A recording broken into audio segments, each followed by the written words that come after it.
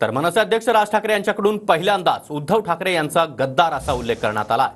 गद्दार घरात बसलाय, ज्यानं पक्षाशी गद्दारी केली अशी घणाघाती टीका राज ठाकरे यांनी केली आहे। उद्धव ठाकरे घरातील खास्ट सासू सारखे असल्याचं देखील राज ठाकरे यांनी म्हटलंय। एका माणसानं पक्षाची वाट लावली अशा शब्दांमध्ये राज ठाकरे यांनी उद्धव ठाकरे यांच्यावर जोरदार हल्लाबोल केला। एका माणसाने सगळे अख्खी पक्षाची वाट लावली, अनेक लोक निघून गेले, त्या लोकांना हे म्हणतात गद्दार आहेत। अरे गद्दार तर घरात तिथे बसलाय, ज्यांनी पक्षाशी गद्दारी केली। एक कुटुंब असतं, त्या कुटुंबामध्ये 3 मुलं असतात। पहिल्याचं लग्न होतं, सुनबाई घरामध्ये येते, सासूबाईशी पहिलं भांडण सुरू होतं।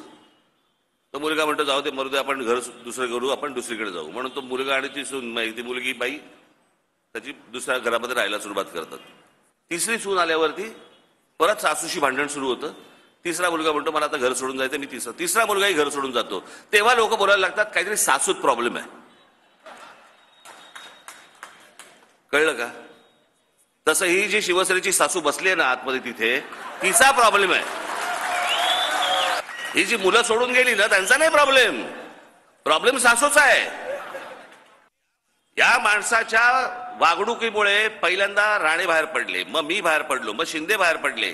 पण जो माणूस महाराष्ट्र माननीय बाळासाहेबांना जो त्रास देऊन जो फुटून पहिला जो गेला माणूस, ते छगन भुजबळ, ते भुजबळांबरोबर हा माणूस त्यांना मातोश्रीवरती जेवायला बोलवतो। बाळासाहेबांना त्रास दिला हा सोडून द्या, त्याचा ह्याला काही देणं घेणं नाही।